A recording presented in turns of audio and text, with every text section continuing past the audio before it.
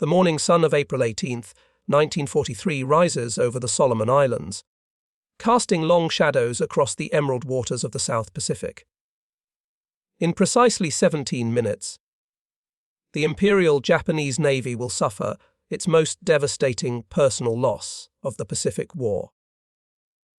6 elite Zero pilots, handpicked for the highest honor of their careers, are about to experience the most catastrophic failure in Japanese naval aviation history.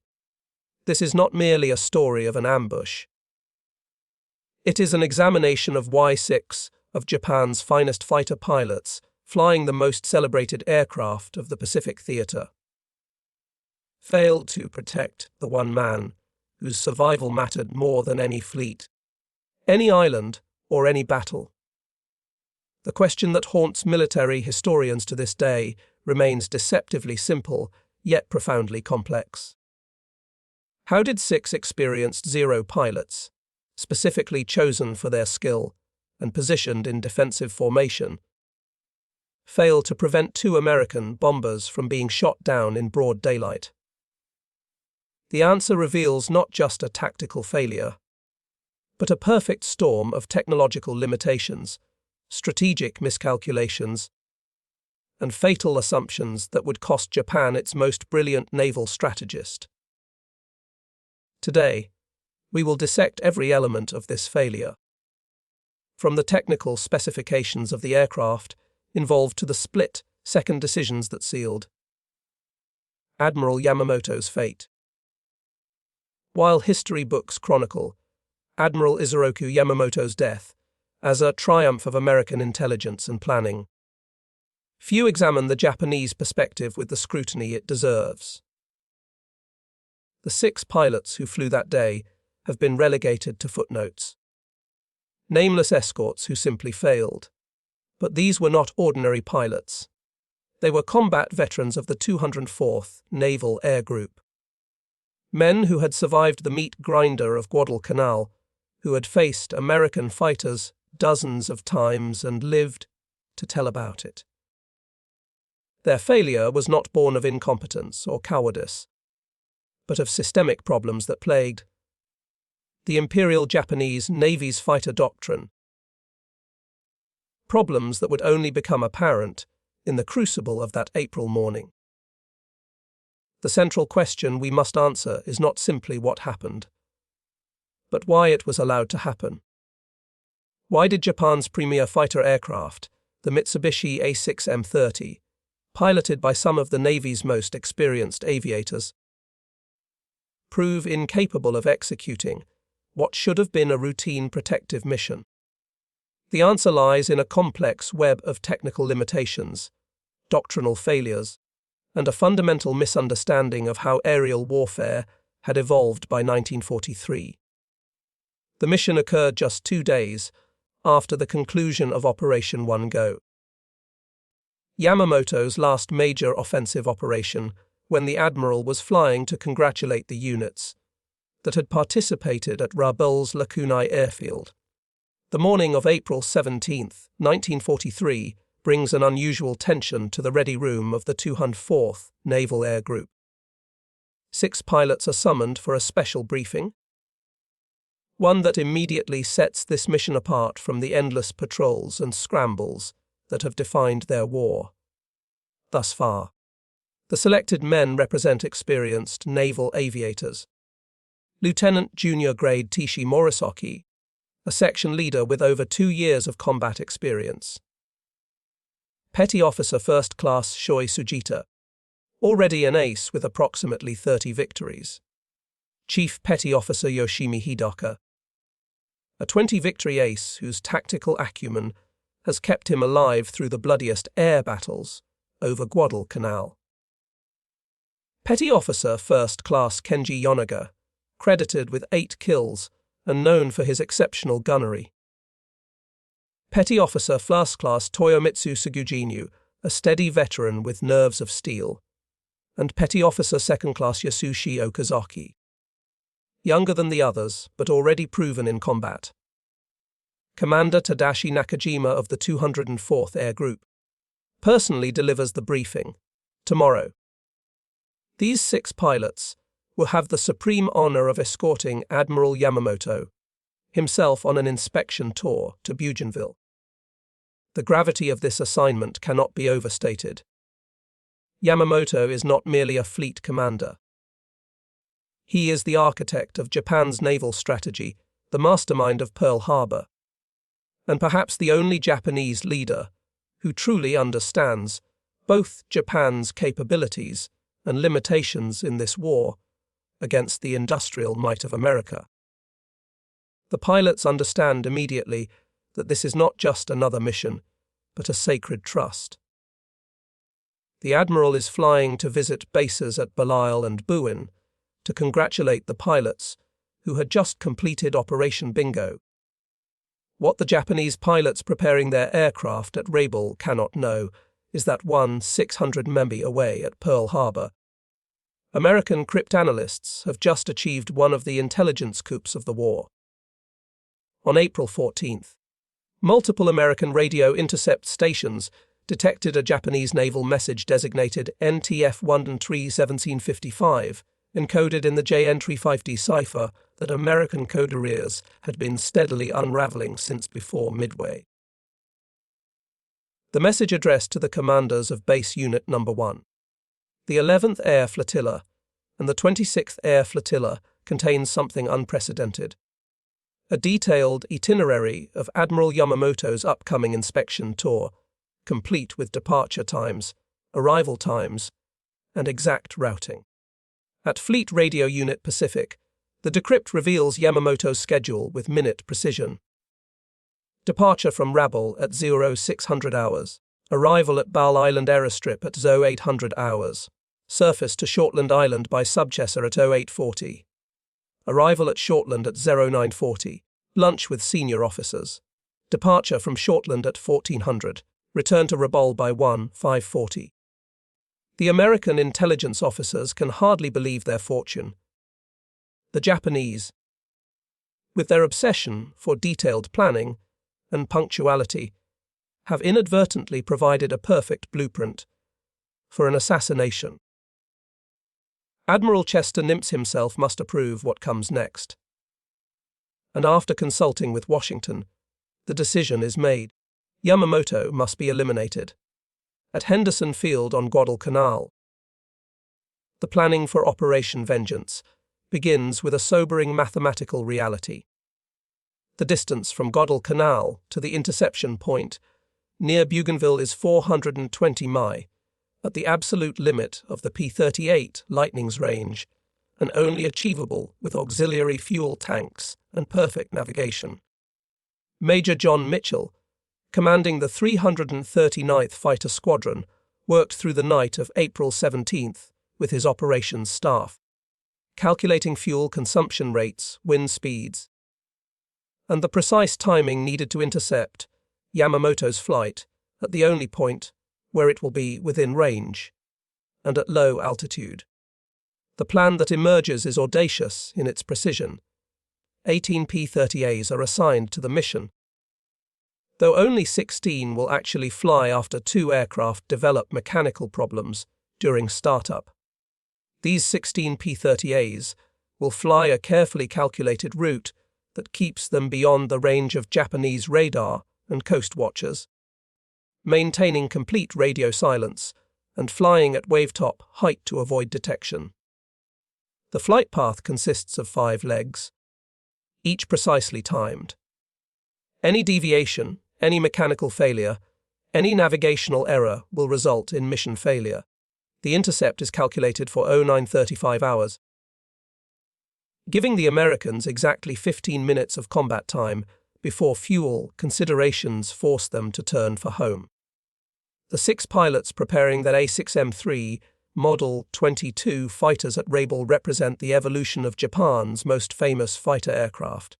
But by April 1943, evolution has become a liability. The Zero that stunned the world in 1940 was revolutionary. A perfect synthesis of range, maneuverability, and firepower achieved through radical weight reduction. Every component was scrutinized for excess weight. The aircraft featured no armor protection for the pilot, no self-sealing fuel tanks, and a structure built to the absolute minimum strength requirements. The result was a fighter that could outmaneuver anything in the sky with a range that seemed impossible for a carrier-based fighter. But by 1943, the Zero's design philosophy has become its Achilles heel. The A6M3 variant these pilots fly has attempted to address some weaknesses. A more powerful SAKI-21 engine producing 130 horsepower, improved high-altitude performance, and slightly better diving speed, but the fundamental vulnerabilities remain. The Zero still lacks pilot armor, still carries fuel in unprotected tanks that turn the aircraft into a flying torch when hit. And most critically for the mission ahead, still lacks the speed to catch or escape. From the new generation of American fighters, the 3 Model 22 has a maximum speed of 388 mph at 19,690. The P-38 Lightning that will attack them tomorrow can achieve 414 mph at 25,000 pft, outdive it without fear of structural failure, and carries enough firepower to destroy a Zero with a single burst. The defensive formation the Japanese will employ tomorrow reflects doctrine developed in China against inferior opposition, not the reality of 1943. The standard defensive position places the fighters above and behind the bombers they protect, ideal for diving onto attackers approaching from above. The classic fighter attack profile. But this formation has a fatal blind spot. It cannot adequately protect against attackers coming from below and behind. Exactly the approach the Americans have planned. The Zero pilots will position themselves at approximately 6,500 ft, about 1,550 above the 2 Mitsubishi G4M Betty bombers from the 7005 Air Group. Bomber number 323 carrying Admiral Yamamoto and bomber number 326 carrying Vice Admiral M2 Ugoki and other staff officers. Scanning the sky for threats, they expect to come from above, while death approaches from below. As the Japanese formation approaches Bougainville at 0930 hours, the 6 pilots maintain their vigilant watch on the sky above and ahead. This is where threats always come from, diving out of the sun, using altitude advantage to build speed for a single slashing attack. Lieutenant Morisaki, leading the escort, positions his 2 sections perfectly according to doctrine, maintaining spacing that allows mutual support while covering the largest possible area of sky. They are now over the jungle of Bougainville, the airfield at Bal visible in the distance, perhaps 5 minutes from landing. The most dangerous part of the journey is nearly over, but the threat does not come from where they expect. At 0934 hours, Mitchell's top cover flight spots the Japanese formation exactly where predicted. 2 bombers and 6 fighters in perfect formation, completely unaware of the 16 P-30As approaching from the south at treetop height. Mitchell keys his radio for the first transmission in over 2 hours. Bougainville's 1100 high. Captain Thomas Lanier, leading the killer flight, cannot believe their luck. The Japanese are exactly on schedule, exactly where expected, and completely oblivious to the danger below. The P-38s jettison their drop tanks and begin their attack. What happens next occurs with such speed that participants will argue about the exact sequence for decades. The Zero escort, scanning the sky above and the ocean horizon, fails to spot the olive-drab P-38 climbing from below until they are already within gun range. The American fighters painted in dark olive and grey blend almost perfectly with the jungle backdrop. A camouflage scheme developed specifically for the Southwest Pacific that proves devastatingly effective. By the time Petty Officer Yanagiya, flying the outermost position on the right side of the formation, spots the approaching P-38s and shouts a warning, Lieutenant Rex Barber is already within 50 yards of Yamamoto's bomber, his finger on the trigger. Barber's attack is textbook perfect. Approaching from the bomber's 700 position below and behind where the tail gunner cannot depress his weapon enough to engage, he opens fire with all 450 caliber machine guns and his 20 Maladrat cannon. The concentrated firepower tears into the Betty's right engine, right wing rote, and fuselage. In his after-action report, Barber will describe seeing the bomber's region begin streaming black smoke and white vapor, oil, and fuel as his shells find their mark. He continues firing as he closes, shifting his aim to the left engine, seeing pieces of the aircraft skin peel away under the impact of his rounds. Inside the bomber's fuselage, 150 caliber bullet among the hundreds fired enters through the thin aluminum skin and strikes Admiral Yamamoto in the left shoulder, traversing his body and exiting under his right eye, killing him instantly. The Zero pilots react with the speed of combat veterans, but it is already too late. Lieutenant Morisaki rolls his fighter inverted and pulls through a split S, diving toward the P-30As with his wingman following. But they are starting from 500 faft above and behind the action, a geometry that makes intervention impossible. The simple physics of acceleration and distance mean that even diving at full throttle, pushing their Zeros to the structural limits, they cannot reach the Americans before the fatal damage is done. Chief Petty Officer Hidaka, leading the right side section, banks hard toward Barber's P-38.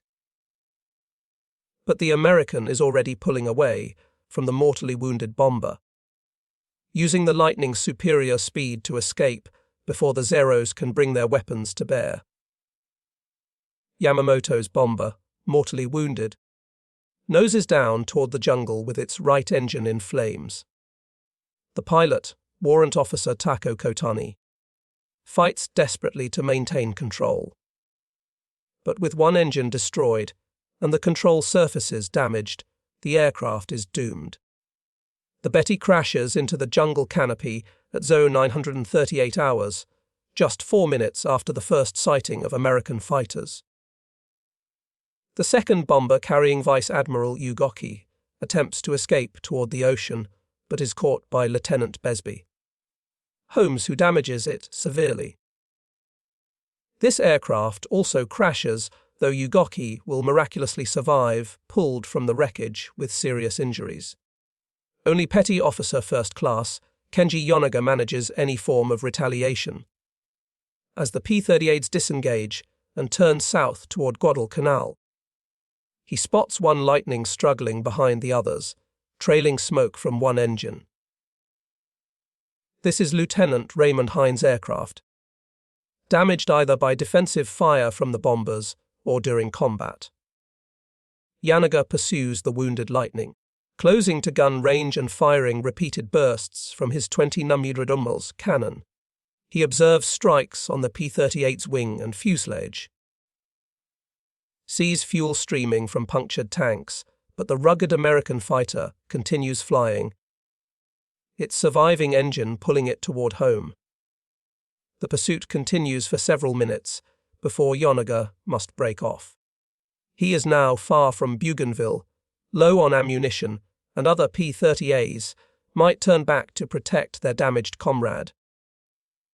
He turns back toward Bolly Airfield, where the other 50 pilots have already landed. Their aircraft undamaged, but their mission a catastrophic failure. Hines' P-38 will never reach Guadalcanal. He disappears over the ocean, the only American loss of the mission.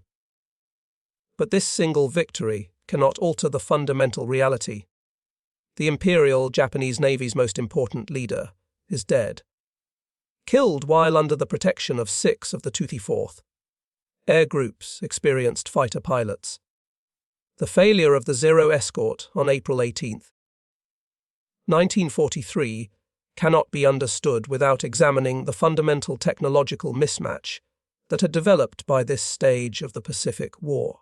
The A-6 Emdra Revolutionary in 1940 was by 1943 operating on borrowed time against increasingly superior American aircraft. The very design philosophy that made the Zero dominant early in the war, radical weight reduction to achieve superior range and maneuverability, had become a fatal weakness against opponents who had learned to exploit its limitations. The Zero's lack of armor protection meant that even glancing hits could kill or incapacitate the pilot. The absence of self-sealing fuel tanks turned the aircraft into flying incendiary bombs when struck by incendiary rounds. Most critically for the Yamamoto mission, the Zero's maximum speed of 388 mph and poor high speed handling characteristics meant it could neither catch nor escape from the new generation of American fighters.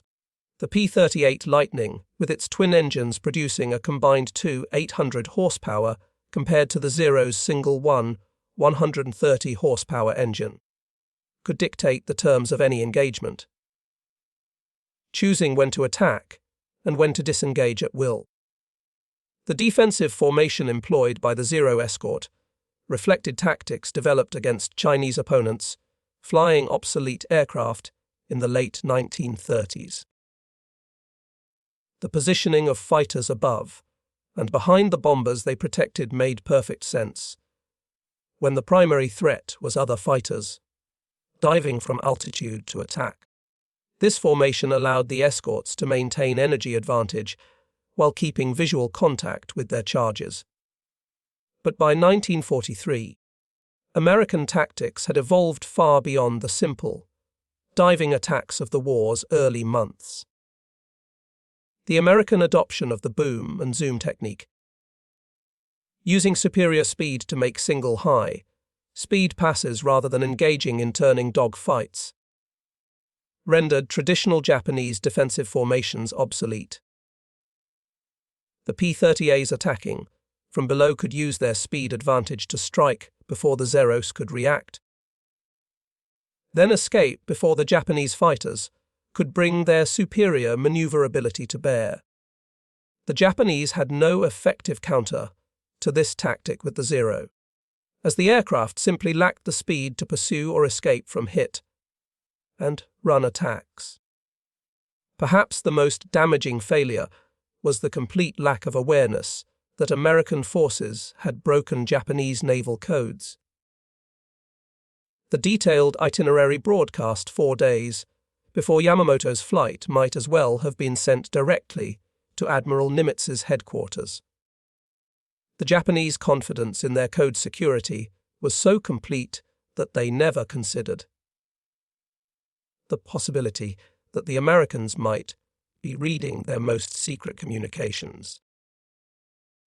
This overconfidence extended to the planning of Yamamoto's flight. No diversionary measures, no last-minute route changes, no additional security precautions despite flying the Navy's most important leader through an active war zone just 2 days after the conclusion of Operation Uggo. The 6 pilots land at Balal Airfield in shocked silence. There is no immediate blame, no accusations of cowardice or incompetence. Everyone understands that they faced an ambush prepared with intelligence they could not have anticipated. But the weight of failure is crushing. They were selected for the highest honor imaginable, protecting Admiral Yamamoto, and they failed. In the rigid hierarchy of Japanese military culture, where responsibility and shame are collective rather than individual, all 6 pilots understand that their lives are now defined by this single catastrophic failure. At Rabaul, the news of Yamamoto's death spreads through the naval air groups like a physical blow. The admiral was more than a commander. He was the embodiment of Japanese naval power, the one leader who truly understood both Japan's potential and its limitations. His death represents not just a tactical loss, but a psychological catastrophe.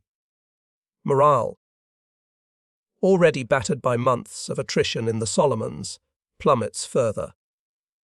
The Japanese High Command immediately classifies all details of Yamamoto's death as top secret. When the Japanese public is finally informed on May 21, 1943, they are told only that the admiral died while directing operations at the front. On June 5, 1943, Japan holds a state funeral for Admiral Yamamoto, an honor reserved for the nation's greatest heroes. The ceremony in Tokyo is attended by the emperor himself, and the entire nation observes a moment of silence. For the 6 pilots at Rabaul, the funeral represents a formal acknowledgement of their failure. 2 days after the funeral on June 7th, the Japanese launch a massive air offensive against American positions in the Solomons, specifically targeting the Russell Islands. The mission involves 81 Zeros, 12 carrying firebombs, the rest providing escort from the 204th Air Group. During this June 7th raid, 2 of the Yamamoto escort pilots meet their end. Chief Petty Officer Yoshimi Hidaka is shot down, killed during the 90-minute battle that sees 23 to 24 Japanese aircraft lost against approximately 50 Allied fighters. Petty Officer Secondas Yasushi Okazaki also dies in the same engagement. Both pilots flew Zeros, armed with firebombs under their wings, pressing their attacks through intense anti-aircraft fire. Their deaths marked the beginning of what would become a pattern.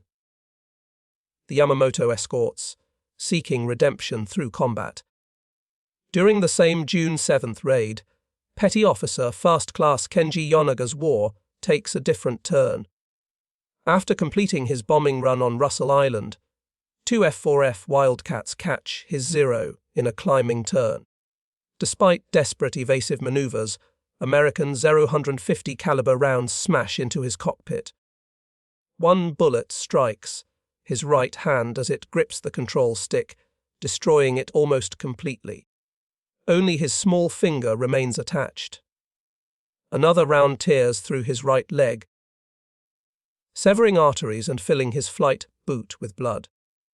Somehow Yanagiya maintains consciousness and control of his aircraft using only his left hand.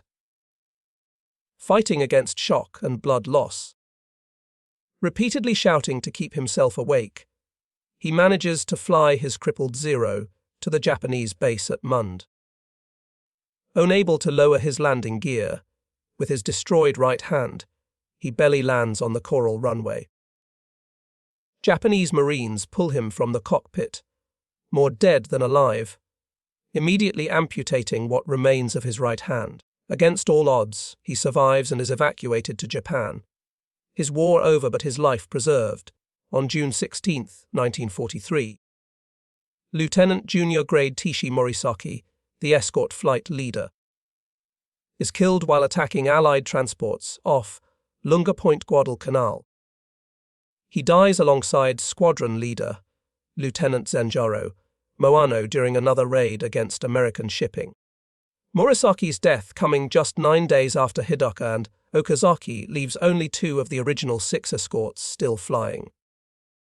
On July 1, 1943, Petty Officer First Class Toyomitsu Sujin goes missing in action during an escort mission for dive bombers, attacking the Allied anchorage at Renova Island. He is never seen again, his fate unknown. With Sujin's disappearance, only one member of the original escort remains in combat. Petty Officer First Class Shoichi Sugita, already credited with approximately 30 victories when Yamamoto died, chooses a different interpretation of redemption. Rather than seeking immediate death like his comrades, he decides that destroying American aircraft represents better atonement than a single glorious death. Throughout the summer of 1943, Sugita continues to add to this score in the skies over the Solomon Islands. By August, He has raised his tally to approximately 40 victories, becoming the leading ace in the Solomon Islands campaign. In August 1943, Sugita's first close call with death comes when his Zero is caught by American fighters while attacking bombers. His aircraft is hit in the engine and catches fire. In an act that most Japanese pilots would consider shameful, Sugita bails out of his burning fighter, parachuting down into Japanese-held territory with severe burns. After treatment, he is evacuated to Japan for recovery, temporarily ending his combat career. By March 1944, after 7 months of recovery, Sugita returns to combat as a petty officer secondas with the 263rd Air Group in Guam. The Pacific War has shifted dramatically in his absence. The Americans have seized the Marshall Islands, neutralized True, and are preparing to assault the Marianas. In June 1944, his unit merges with the 2001st Air Group in the Philippines, which is reorganized as the first official kamikaze unit under Vice Admiral Takejiro Onishi. Suga refuses kamikaze missions and is ordered back to Japan. In June 1944, Suga participates in what the Americans will call the Great Marianas Turkey Shoot, the aerial component of the Battle of the Philippine Sea. On June 19th, Japanese naval aviation launches its largest carrier operation since Midway. The result is catastrophic. American fighters and anti-aircraft guns destroy over 300 Japanese aircraft. Suga survives when his unit, the 263rd Air Group, is essentially annihilated.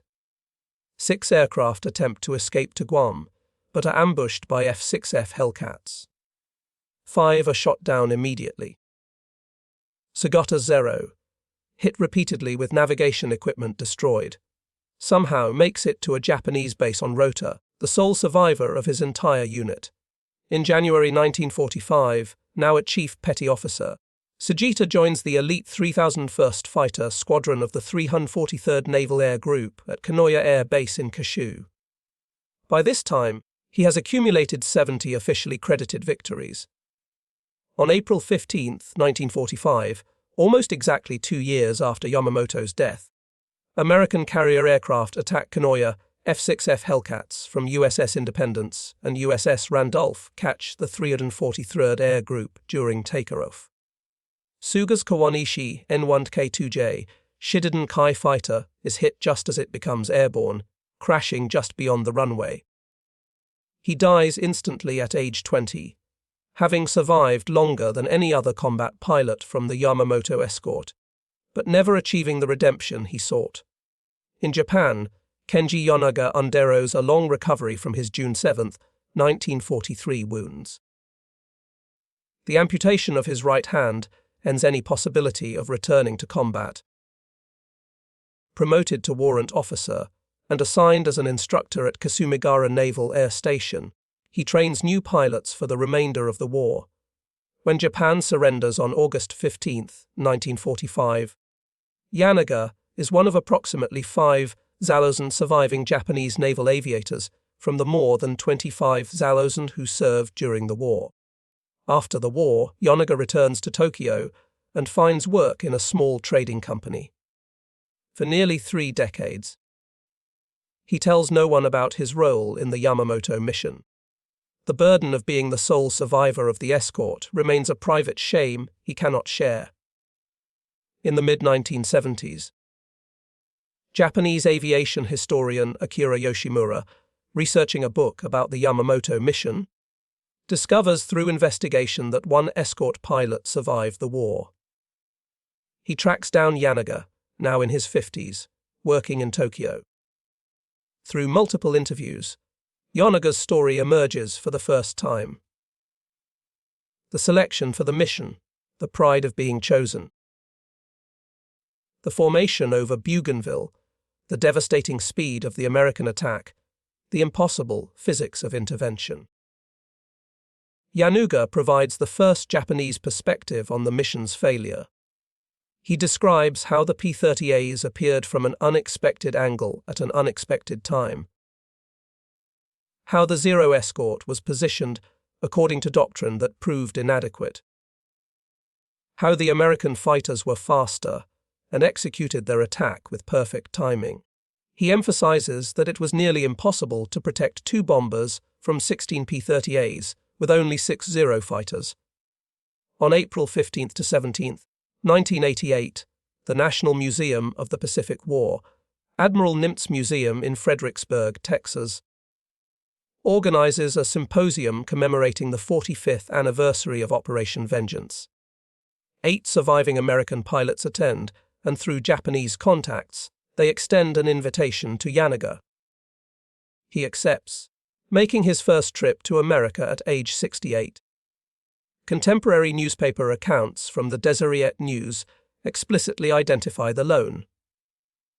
Japanese attending the meeting was former Zero pilot Kenji Yanagiya. During the symposium, Yanagiya meets mission leader John Mitchell and presents him with a small handheld compass. He shakes hands with Rex Barber and the other American pilots. An official oral history interview is recorded on April 15, 1988. Now archived through the portal to Texas history. Video documentation captures panel discussions featuring Yanagiya alongside American pilots including Frank Holmes, Louis Kay, Jack Jacobson, Douglas Canning, and Roger Ames. Yanagiya lives another 20 years after the symposium, giving interviews and appearing in documentaries. He maintains that the failure to protect Yamamoto was inevitable given the circumstances: obsolescent aircraft, outdated doctrine, and facing an enemy who knew exactly when and where to strike. On February 29, 2008, Kenji Yanagiya dies at age 88, the last witness to one of World War II's most consequential minutes. The failure to protect Admiral Yamamoto on April 18, 1943, was ultimately a failure of technology and intelligence rather than courage or skill. The Zero revolutionary in 1940 was dangerously obsolescent by 1943. Its lack of armor, self-sealing fuel tanks, and most critically competitive speed made it incapable of countering American boom and zoom tactics. The P-38 Lightning could engage and disengage at will, dictating the terms of combat in a way that negated the Zero's advantages in maneuverability. The 86 M3ML22's maximum speed of 388 mph at 1960-90 was significantly slower than the P-38's 414 mph at 25,000 mph. The Lightning's twin Allison engines produced 2 800-3 450 combined horsepower versus the Zero single 130 horsepower Sakai 21. The P-38 could climb 650 ft per minute faster than the Zero and maintain superior performance above 20,000 ft thanks to its turbo superchargers.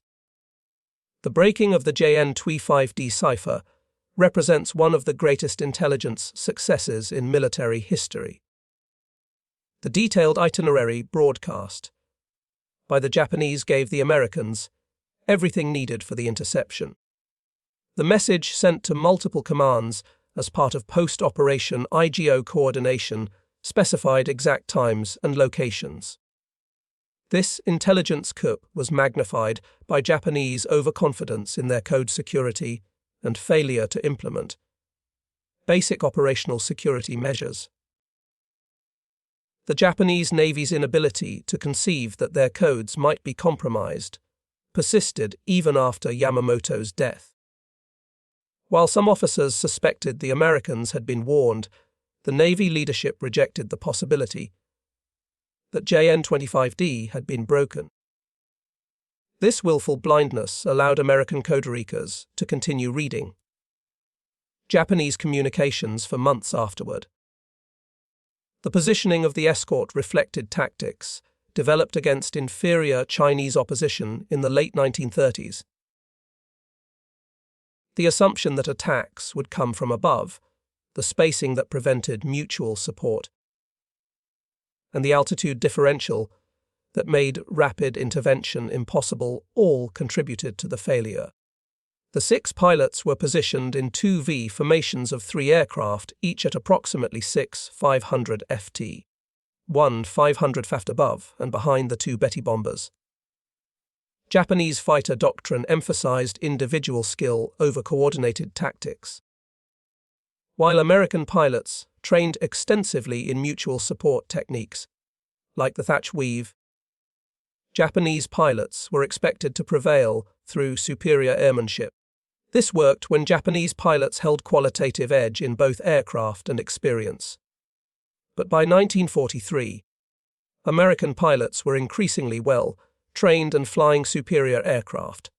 For the 6 pilots who flew escort on April 18, 1943, the failure defined the remainder of their lives. Within 3 months, 4 were dead. Hidaka and Okazaki on June 7th, Morisaki on June 16th, and Tsujinu missing on July 1st. Shoichi Sugita survived until April 15, 1945, accumulating 70 official victories before dying during a takeoff scramble at Kanoya. Only Kenji Yanagiya survived the war, living with the burden of failure until 2008. The 204th Air Group, from which all 6 escorts came, suffered severe losses throughout 1943. The unit had been formed on November 1, 1942 by renaming the 6th Air Group and operated from Rabaul during the Solomon Islands campaign. By war's end, few of its original pilots survived. Yamamoto's death dealt a psychological blow to Japan from which it never recovered. He was not merely a fleet commander, but the intellectual architect of Japanese naval strategy. His understanding of American industrial capacity, his warnings about protracted war, and his ability to conceive operations like Pearl Harbor made him irreplaceable. His successor, Admiral Minichi Koga, lacked Yamamoto's vision and charisma. For the Americans, the successful assassination validated their intelligence capabilities and demonstrated their growing ability to execute complex long-range operations. The mission became a template for similar operations throughout the Pacific War. 18 P-30As were initially assigned to Operation Vengeance, though only 16 actually flew after. 2 developed mechanical problems during startup. The failure to protect Yamamoto was not a failure of the 6 escort pilots, but a failure of the entire Japanese military system by 1943. It represents the moment when individual courage and skill could no longer compensate for technological and intelligence disadvantages. The Zero pilots did everything their training and doctrine prescribed, but their training and doctrine were fatally flawed. Could the Zero escort have saved Yamamoto if positioned differently? The harsh answer is probably not. Even if they had spotted the P-30As seconds earlier, even if positioned lower, the speed and firepower advantage of the American fighters was decisive. The P-30As needed only seconds to destroy the unarmored Betty bombers. The Zeros might have made the attack more costly, but they could not have prevented it. The story of why the Japanese pilots failed to protect Admiral Yamamoto is thus not merely a tale of a single mission gone wrong, but a microcosm of Japan's larger defeat in the Pacific War. It demonstrates how technological superiority, intelligence advantage, and tactical innovation can overwhelm traditional military virtues like courage, skill, and dedication.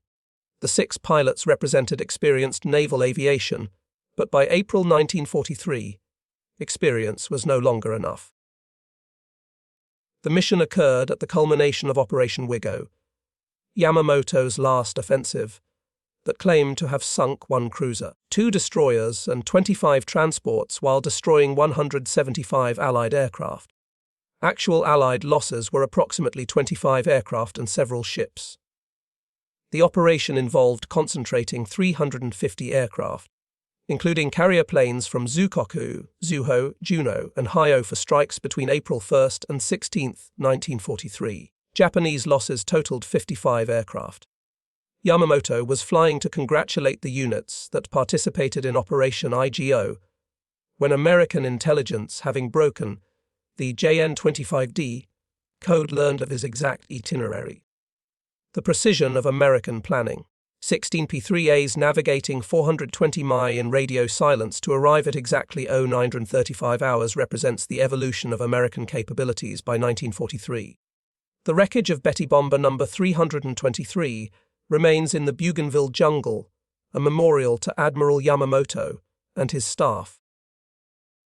The 6 pilots who failed to protect him are remembered primarily through Yanagiya's testimony.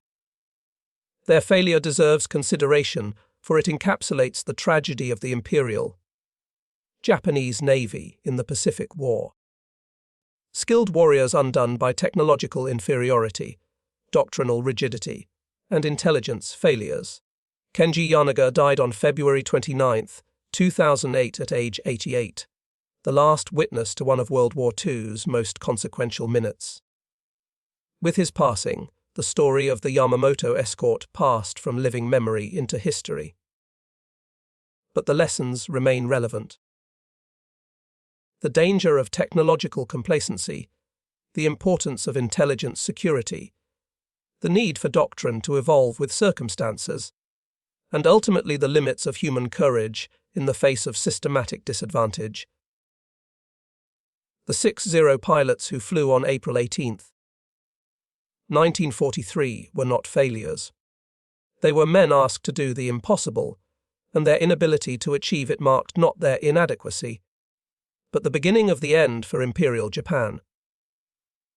They flew obsolescent aircraft, followed outdated doctrine, and faced an enemy who knew exactly when and where to strike. Their story represents one of the Pacific War's most poignant tragedies. Warriors defeated not by lack of courage, but by the changing nature of war itself.